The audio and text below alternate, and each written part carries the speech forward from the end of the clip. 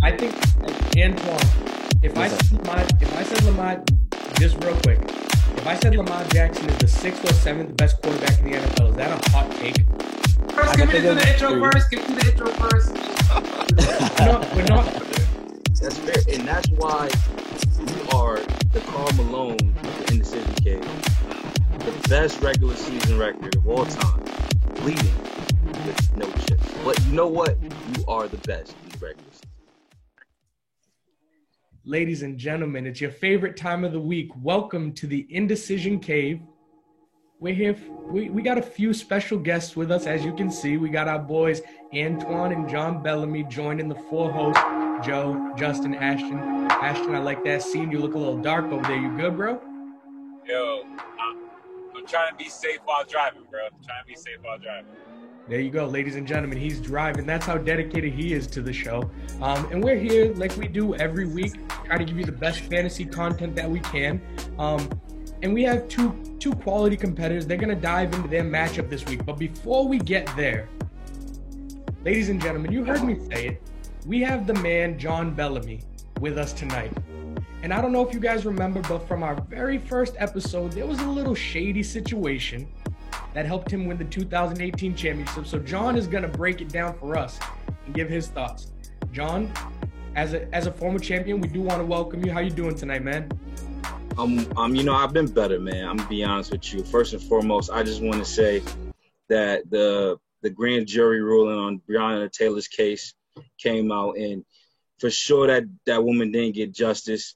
Black lives will always matter, right? And we need to make sure that we hold these people accountable. Shout out to the good cops, the good law enforcement officers, the good veterans out there or soldiers out there that are holding it down. But there's a lot more we got to do. And I just thank you guys for providing this platform for us to get on here, talk sports in an intellectual manner. And thank you for getting it kicked off, man. That's first and foremost. Awesome. No, 100%. And everybody on this chat, everybody that stepped face on this show, Black Lives Matter. We have our takes on a lot going on, and it's remiss that I didn't lead off the show with that.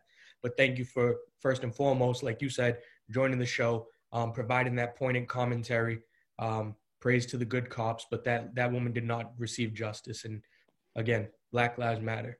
John, I want to transition a little bit, right? We're going to turn it up just a wee bit, right? And you have an interesting story this week because you're trying to make this happen, and your team just lost your number one overall pick, man. You want to talk to us a little bit about that? Sure, Ryan. Thanks. I mean, so I drafted Saquon in the first round. That's my keeper. Yikes. And he's out for the season with a torn ACL. In addition to that, I was kind of leaning to the fact that, Jonathan Taylor from the Colts will definitely be the workhorse, but Marlon Mack will then come in some weeks and really carry the load. He's also our injured reserve. So I'm in a tough pickle, man. I got a nice backup in Myles Gaskin from Miami, but I don't really know what he's really about at this point in time. I got David Johnson and I got Kareem Hunt. So in regards to just pure points, Kareem Hunt's been holding it down. But I'm a little worried that I'll be remiss if I wouldn't tell you I'm a little worried going against a tough competitor like Delhi. Yeah, no, Delhi's strong. And before we get to that, right, because we all know we won't do it, right? We won't do it. But before we get there, a name you mentioned today that is near and dear to Justin's heart, some might say, is Marlon Mack. My guy.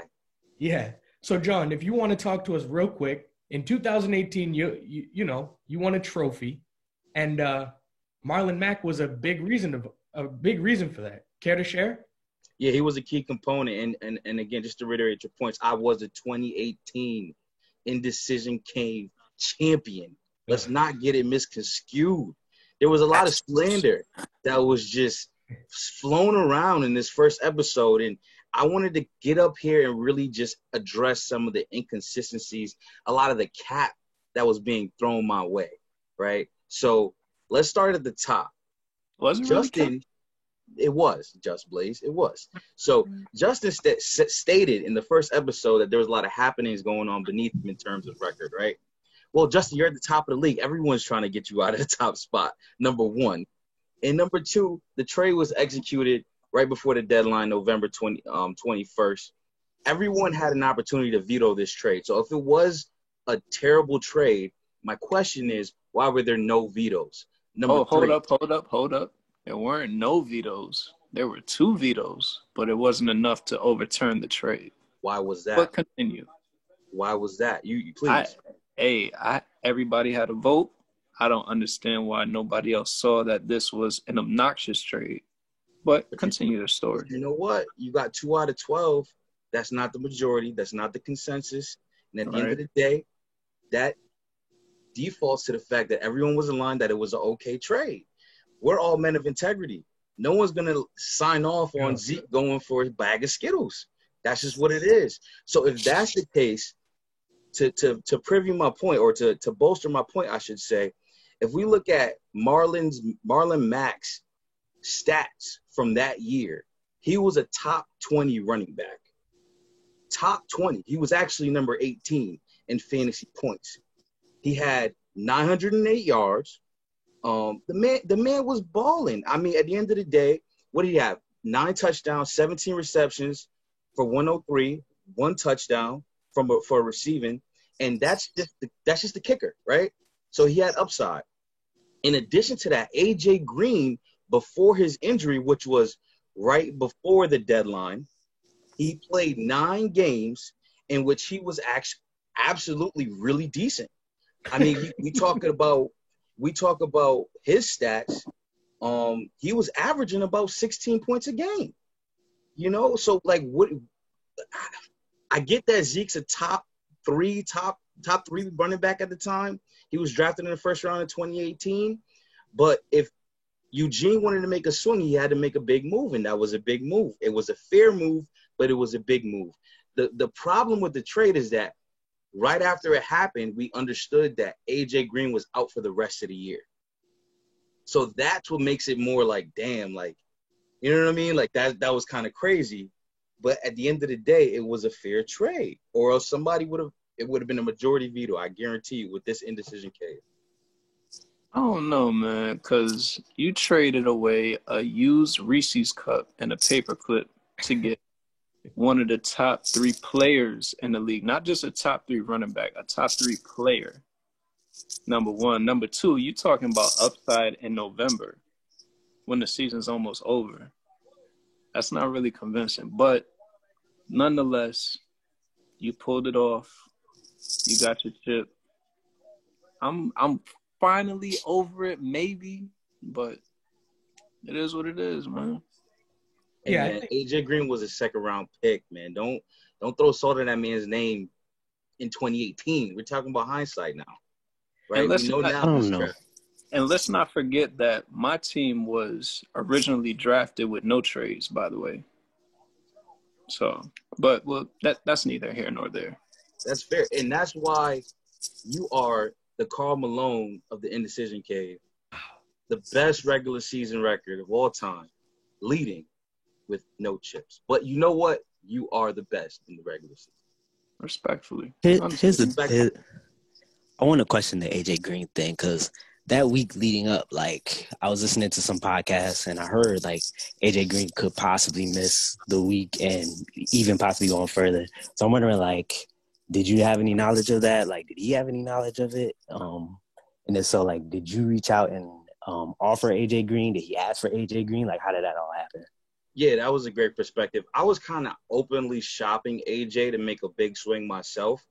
We knew that he had some rumblings of an injury maybe 2 weeks prior or a week prior, because he was coming off of a bye when it was actually solidified that he was injured. So we got reports that AJ Green's coming back. I'm letting Eugene know, like, hey, you know, AJ Green's coming back. And mind you, me and Eugene aren't even talking that regularly. It just sort of happened one night. And I was like, you know what? You want to pull the trigger? And he pulled the trigger. And we never talked after that. There was no exchange of money. And that's what really grinds my gears, guys. It's like, y'all acting like I got paid for this. Like, I paid him for this. I ain't do that. And I'm a man of integrity. Eugene will not come here and lie and say he got paid from me. I was in no compensation sent his way. The only compensation that I sent anyone's way was to a charity of Ashton's choice when I won my chip. That's a fact. So let me get this straight. Coming out of his bye week, he was injured. It was questionable. It was questionable. But he was having a great year. So why were you, if you're a man of integrity, why are you shipping your injured player? I didn't want to say it. I'm also a man. I'm a realist, and I understand that Zeke had. That he wasn't going to come back. That's what you understood? You agree? No. 100%. I think that's where it seems a little funky is that he's hurt. You know he's hurt. You trade him, and then he's gone for the year, and you're just... No. I'm going to come to Banks' defense on that. Because there were talks of him actually being able to play and finish out the rest of the season. Because I reached out to Banks about him playing. It was after he traded him in practice, he got re-injured. So he was expected to play. Mind you, he's coming off a bye week run. He had a lot of rest. He had some recuperation. It wasn't nothing crazy. He got re-injured in practice. So there's no possible way, no inside information that I can really acquire from the Cincinnati Bengals. I live in Connecticut, bro. I don't know anybody in Ohio. Well, we appreciate that insight, Banks. You know, Justin's one of our hosts. We're going to ride or die with our guy. He seems pretty banged up for it still. But we appreciate you joining us, letting us know your take. Justin, are you okay? You good? Hey, man, we in 2020, man. New day. That's what I like to hear. Ladies and gentlemen, we're going to take a commercial break. When we come back, we're going to get a little bit more from Deli and a little bit more from John as they discuss their matchup of the week heading into week 3.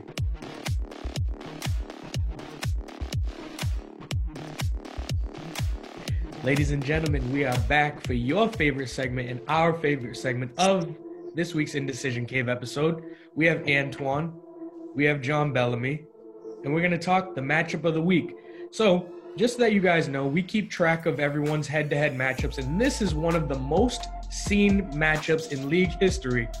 Antoine is 3-5, but he's hoping to change it as he heads to John Bellamy and the Lombardi Trophy.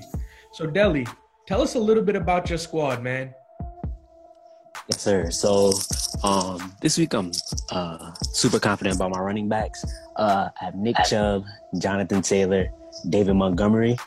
For receivers, I have Julio, Allen Robinson, AJ Green. On the bench, Brandon Cooks, N'Keal Harry. This week, a little nervous about Julio. You know, he's dealing with an injury, he's dealing with the hamstring.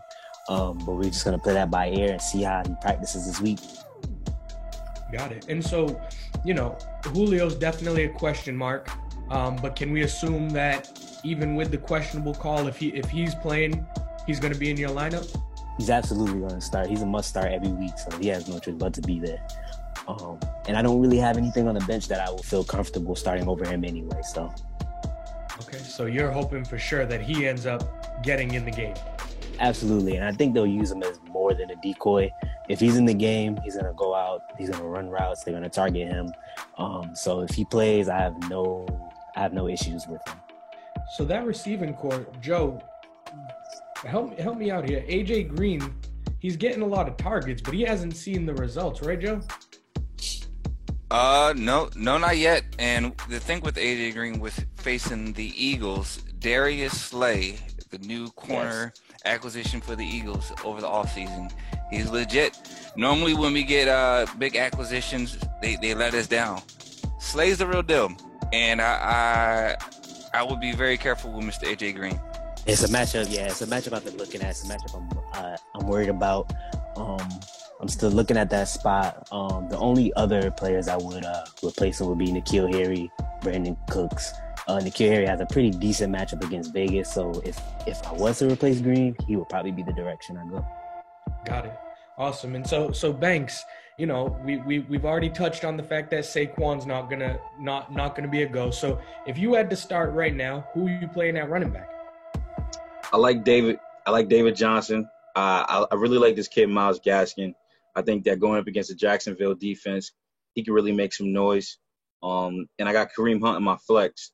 Now they're going up against Washington, which is playing really good defense this year. So that's a little wild card. And you know what? I'll throw it in there. I also like Dion Lewis. I think I'm going to go with him in my flex as well. I know that Devontae just got signed, but I don't think he'll be thrown in immediately. And I think Dion Lewis knows the system. He's a great pass catching back out of the backfield. So a lot of bailout options. I can really see him putting up a lot of points, maybe 15 plus this game. Wow, 15 plus out of your RB4 potentially. That's crazy. And so tell us a little bit more about your team. So we know running back's kind of a little iffy, but who do you got at quarterback? Who do you like? What do you got going on over there? Yeah, man, I got Josh Allen, who's been tremendous, and I think it's going to be open season. I know they're going up against a tough Rams defense, but he's been just a monster, man, and he extends plays, and that's the reason why I like him. He has wheels. I also got Ty Lockett, who's been balling for me. He's going up against Dallas, so that's food. I got Mark Andrews at the tight end slot, and with the Lamar Jackson connection, that's just gold, right? That's fantasy gold right there. That one hit that I took was Sterling Shepard. I mean, he's on the IR right now. He'll be out for a couple weeks, I believe. But we're battling through these injuries. Yeah, one thing that we've talked about a lot is just how strong Kansas City's offense is, and we recognize that the Ravens defense is, I believe they're the top ranked defense so far, at least from a fantasy perspective. But they're hosting the Chiefs, and in a league where defense can kind of be swung, you get some negative outputs. We've seen that in weeks past. You were the beneficiary of my defense being negative last week. Do you have any concerns with the Ravens facing Kansas City? Huge concerns, man. I got Patrick Mahomes going up against, and that's definitely a cause to pause. I'm still not really sold on whether that's going to be my pick on game day. So wait to see what we got going on with that, but I'm trying to work something out. Got it. Perfect. Antoine, as you kind of hear John talk about his lineup, or as you've looked at it, right now you're predicted to win by about 10 points. But what are some things that you see from John's side that could give you a little bit of issues with this matchup? For sure, Kareem Hunt. I have Nick Chubb, and they've been splitting time on the field. So it kind of depends on the game script of that game. I'm a little worried. Like if they get behind and they start throwing the ball, you'll see more Kareem Hunt than Nick Chubb. The other thing I'm worried about is like Banks said, Josh Allen has been balling. He's been killing it. So he went for 34 fantasy points last week alone. So he could easily carry his squad to a W. I'm pretty confident in my squad outside of that, but those are two things that I'm definitely keeping my eye on. Yeah, I have a question. Everyone's all on this Josh Allen bandwagon, and don't get me wrong, he's been my quarterback for seasons past. Who are the teams he played the first 2 weeks?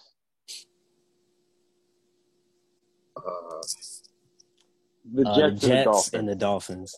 Like let's relax a little bit. Let's relax just a little bit on Josh Allen. There's definitely going to be some regression for sure, but I think adding Diggs was huge.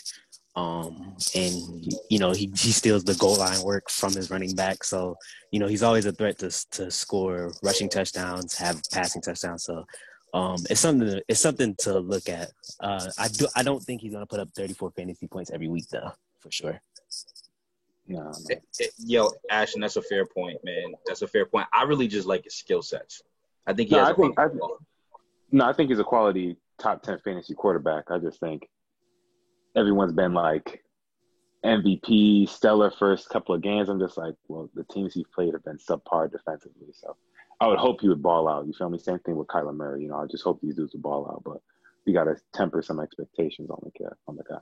And Stephon Diggs, especially if they play the Rams. Yeah, no, that's a really good point. I think, the fact that, like Antoine said, he's going to steal some goal line carries. He likes to scramble. He just finally got a real number one, right? He was top 10 fantasy quarterbacks last year with John Brown as his number one wide receiver. So now adding another guy, I think you're spot on, Ashton, right? Obviously, there's going to be regression. The guy's not going to put up 35 points every week, but I think he's really killing it right now. Banks, we're going to come back to you real quick. So, Antoine's talking about the split in the Browns backfield. But as you look at his squad, what are some things aside from the Browns maybe that kind of have you thinking Antoine could kind of run away with it this week? I mean, you look at his running back core, and I think you hit it right on the money. Nick Chubb is a beast. Jonathan Taylor is a very surprising beast. He's been coming out, and they're playing the Jets, so he can really put up some numbers in that matchup. Delhi has a really good squad this year, man. No. I'm not gonna hold you. I'm not gonna hold you, man. I mean, he got David Montgomery. They're going up against Atlanta, and I really like Julio Jones. So I think he has Ryan Tannehill at the quarterback, which he's been, go crazy with the Titans. You know what I'm saying? So I like Delhi's team a lot. I think he has a lot of potential. I do think that N'Keal Harry could be someone to watch for this week too. So I would urge Delhi to consider that as well.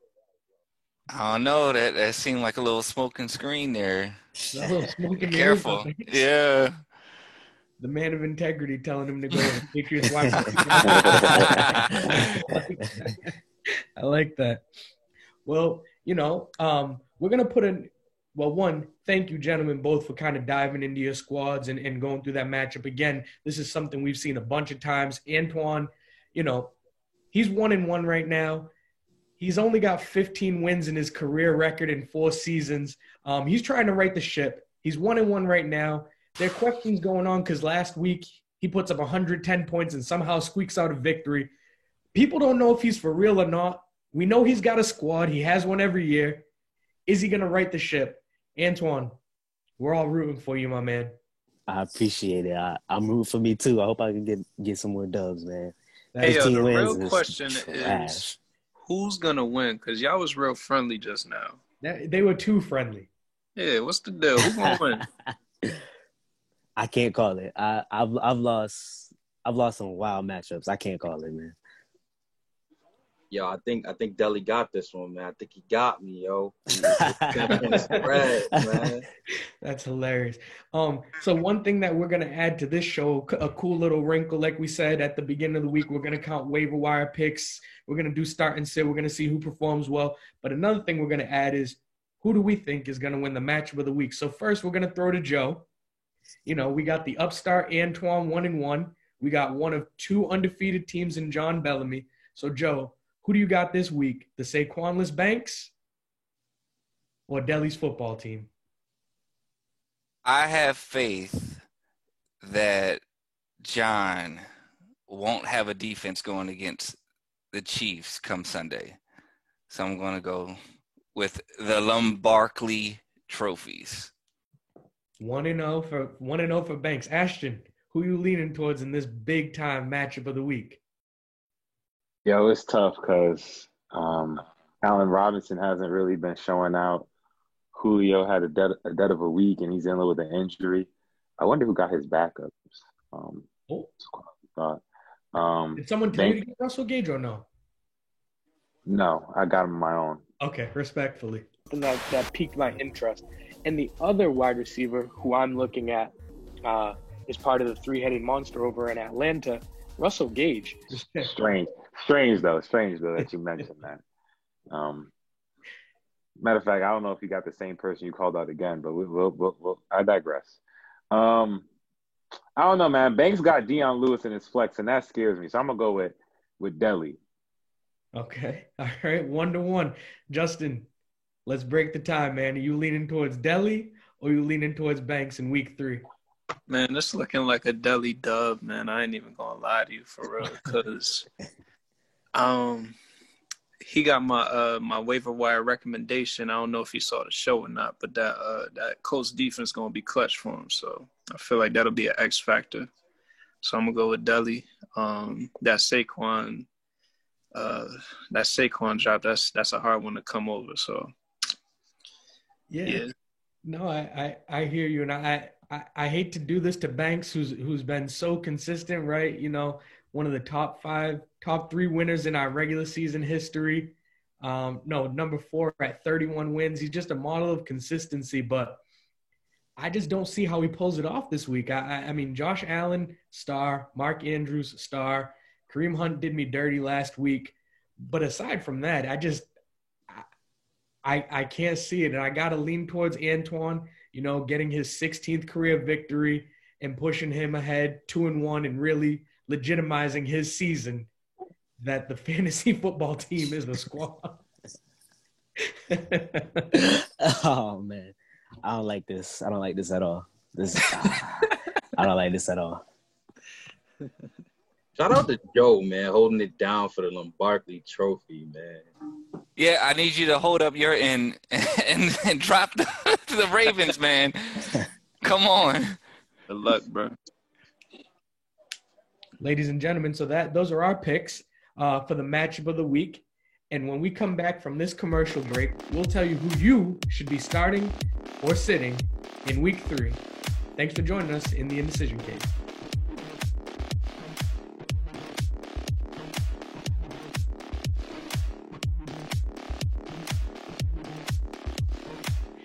Ladies and gentlemen, and we are back for our final segment of tonight's episode of the Indecision Cave Show, where we're going to talk starts and sits.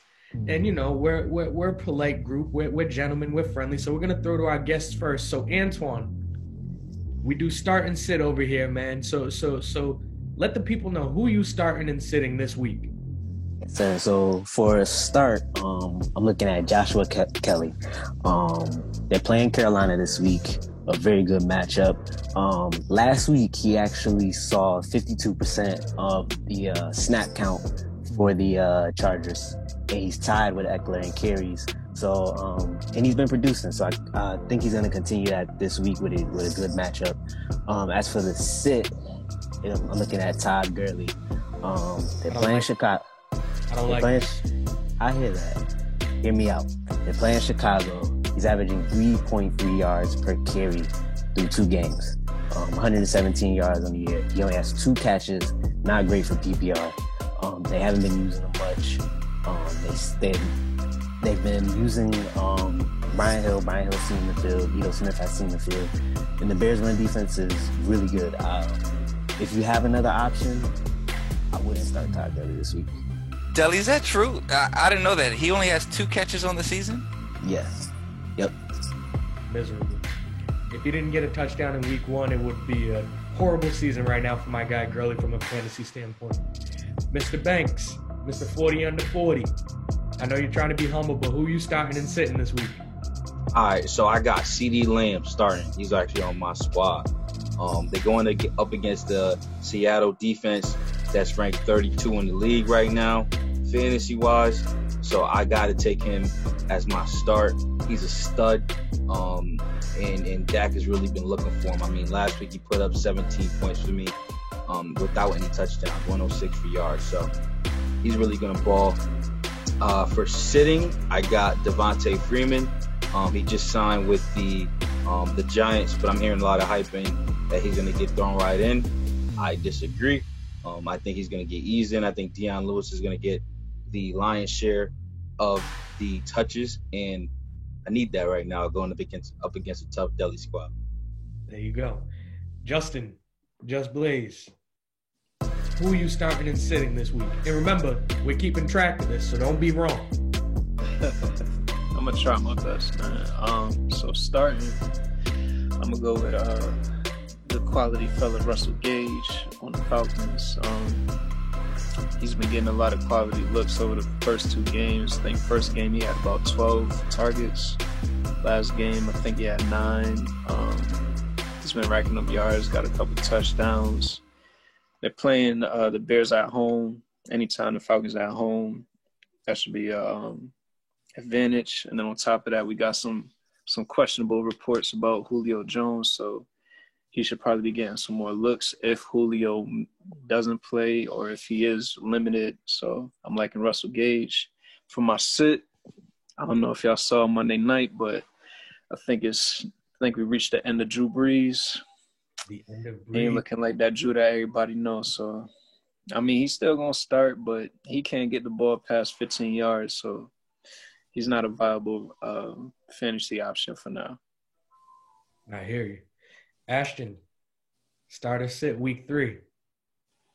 Hey, man, you know what they usually say about backup quarterbacks' best friends are usually tight ends. And Mr. He's on fire himself Noah's Ark, Noah Fant, I am starting him. That boy is on fire.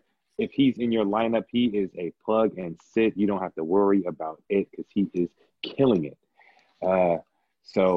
Regardless of what's going on from the quarterback position, that man is going to produce and see end zone touches, and that's what you need from any receiver or anyone catching the ball. So I'm going with Noah Fant.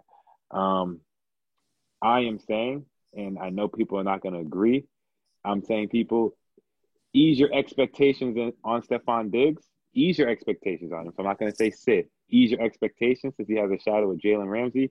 My true sit is going to be Mike Davis. Everyone's assuming that since Christian McCaffrey's out, that all of a sudden Mike Davis, 29-year-old Mike Davis, 30-year-old Mike Davis, 7-year veteran Mike Davis is going to come in and just provide these astronomical numbers. We saw last week Curtis Samuels is going to get some love there as well. He's just not the same as Christian McCaffrey. He's not the same. And I don't know if I truly trust Carolina's O-line to see some quality production. You might see 10, maybe 12, and that's good for your RB2. But like I said, I don't think he's going to be your savior. I hear you, man. Joe, round us out, man. Who are we starting or sitting this week?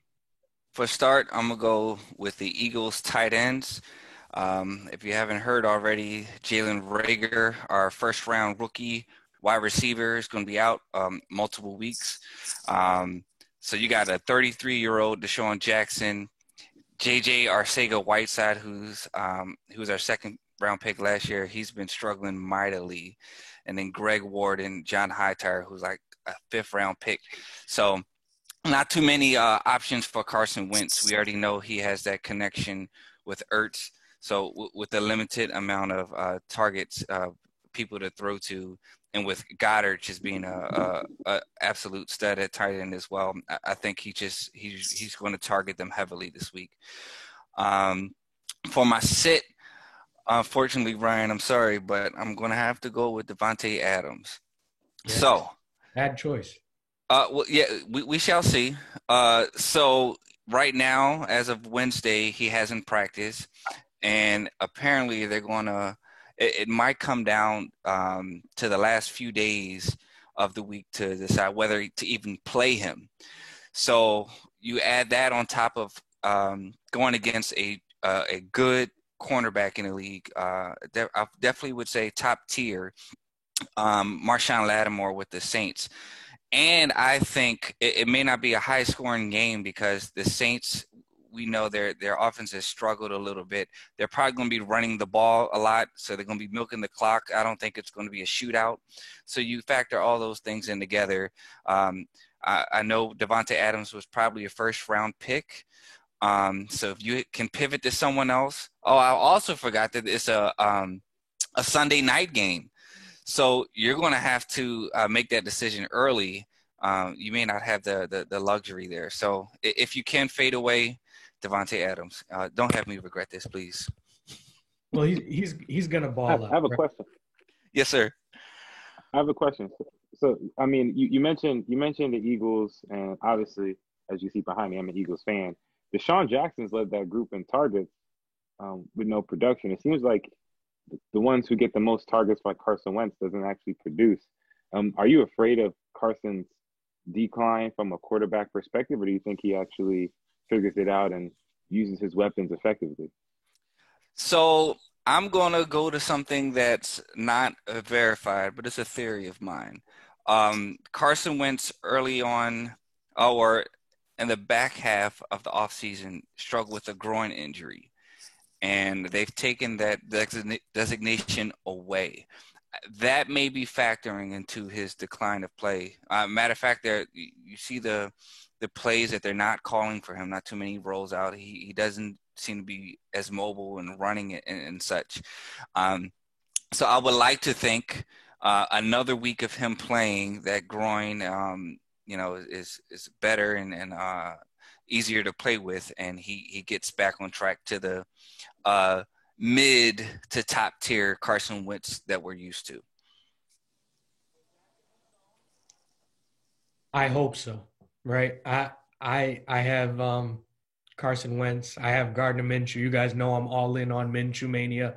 But I'd like for the quarterback who I took with my actual pick to kind of bounce back. So here's to hoping that he finds his connection with his tight ends. He finds his connection with Djax and gets back to some kind of form. Because with him, your boy's going to roll through this league. Without him, who knows, man. But before Ashton closes out, see, I knew it. I felt it, right? I knew you were going to do something. I knew it was coming. But before we let Ashton do that, I'm going to give you guys my start and sit. And it's both near and dear to my heart. I was able to beat Ashton this week with my free agent balance and acquire Mr. Mike Gesicki, and I'm definitely starting him this week. Thursday Night Football, I like that matchup against Jacksonville. They're not great against tight ends. Last week he had 11 targets, I believe, went for a career high 20-plus fantasy points, caught a touchdown. The week before he had 5 targets. So even if I fall somewhere in between that, 8 targets for Mike Gesicki, a few catches. If we end up in the end zone, 40-plus yards, like I'm going to get 10 points. And that's not great.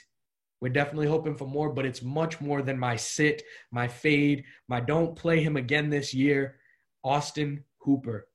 You know, I thought he was going to be a top 10 tight end, give me like 6 to 10 points a week. I was okay with that. And in week 1, he puts up like 3 points, and in week 2, he puts like another stinker. And the sad part, or the scary part, is that at least in week 1, Njoku was running a lot of routes. That guy's a receiving tight end. It kind of made sense that they would go to him. He gets injured, and I'm thinking, okay, here comes Austin Hooper this week. And the man was trash again in a game where Cleveland ran the ball a lot, but Baker Mayfield was in his bag, whipping the ball around, and he just did not find Austin Hooper. I'm very scared about that. Maybe it turns around, maybe not. But I am starting Mike Gesicki. I am sitting Austin Hooper this week.